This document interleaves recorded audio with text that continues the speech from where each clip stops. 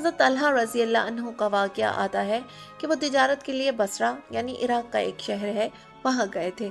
एक रोज़ बसरा में एक राहिब अपनी इबादतगाह से ये पुकार रहा था कि दरियाफ्त करो कि क्या इन लोगों में से कोई हरम का रहने वाला है।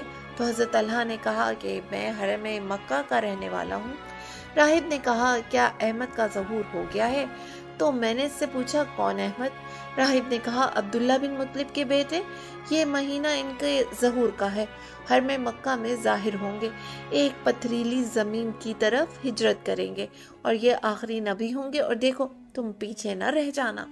तलहा रज़ी अल्लाह अन्हु कहते हैं कि राहिब की इस गुफ्तगू से मेरे दिल पर इतना असर हुआ कि मैं फ़ौरन मक्का वापस आया और लोगों से दरियाफ्त किया कि क्या कोई नई बात पेश आई है। लोगों ने कहा कि एक मोहम्मद अमीन है जो नबूवत का दावा करते हैं और कहते हैं। मैं फ़ौरन अबू बकर के पास पहुंचा और अबू